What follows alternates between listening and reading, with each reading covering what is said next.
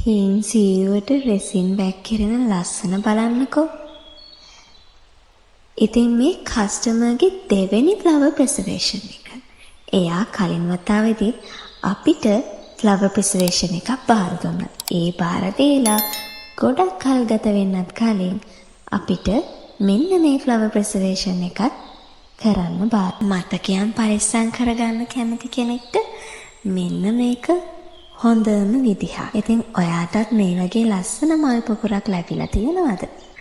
ඔයාට ලැබුණා නම් ඔන්න අපිට කියලා මෙන්න මේ විදියට ලස්සන ෆ්ලවර් ප්‍රිසර්වේෂන් එකක් අරගන්න අවස්ථාවක් තියෙනවා. ඇත්ත මල් ටිකක් මේ විදියට හැමදාටම තියාගන්න පුළුවන් කියලා කවුද හිතුවේ නේද? ඔන්න දැන් නම් දන්නවා ඒ විදියට ඇත්ත මල් පවා හැමදාටම ළඟ තියාගන්න පුළුවන් විදියට හදාගන්න පුළුවන් කියලා. ඔන්න ඉතින් විශ් ක්‍රියේෂන් අපිට කියලා ඔයාගේ මල් ටික ලස්සනටම ප්‍රිසර්ව් කරගන්න පුළුවන්.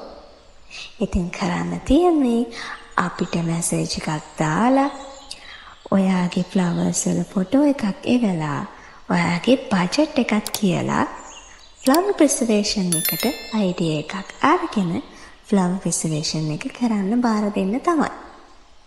ඉතින් ආදරණීය මතකයන් පරිස්සම් කරන්න කැමති ඔයාට ඔන්න හොඳ අවස්ථාවක්.